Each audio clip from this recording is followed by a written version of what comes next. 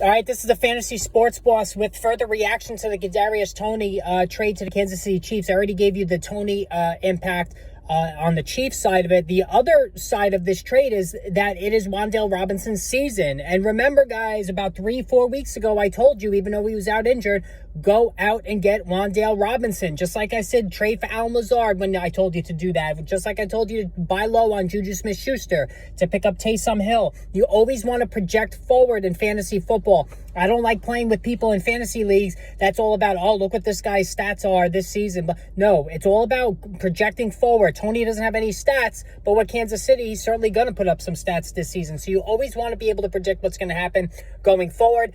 And I saw a while back with Wan'Dale Robinson, even when he was drafted, when I went to Giants training camp, that they were using this guy in the backfield. They were using him in the wildcat. They were using him out wide in the slot.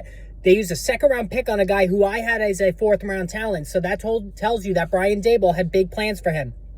Kadarius Toney, on the other hand, they tried to trade him prior to the NFL draft. This coaching staff just grew tired of all these injury absences. And maybe Toney read the room and just figured, you know what? F it, I'm not going to come back. I'm just going to milk this hamstring for all it's worth, and I'm going to just wrap on the side. And, you know, now that he's traded, maybe he'll miraculously be healthy. I already talked about the Chiefs side of it. I'm going to talk about Wan'Dale Robinson. So we got an indication last week against the Jacksonville Jaguars in his first game back from injury, 11 fantasy points in the first half before he got dinged up.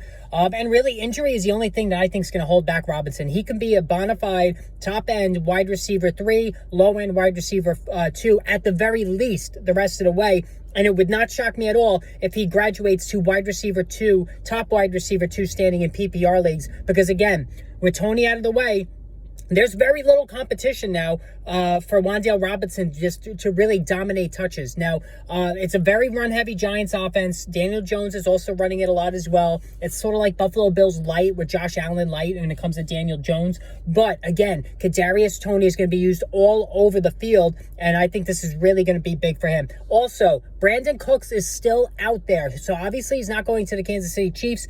Green Bay Packers seem to be obsessed with A.J. Green and tight ends for, you know, that just shows you the state of disrepair that franchise is in. I think the Chargers make the most sense for Brandon Cooks, but the Giants are not that far behind as well. So if they bring in Brandon Cooks, it might slightly cap Wan'Dale Robinson a little bit, but still, this is going to be immense with Robinson the rest of the season. Play him every week from here on out. All right, hit that subscribe, hit the notification button. Thinking of doing a live stream later. We'll talk to you guys soon.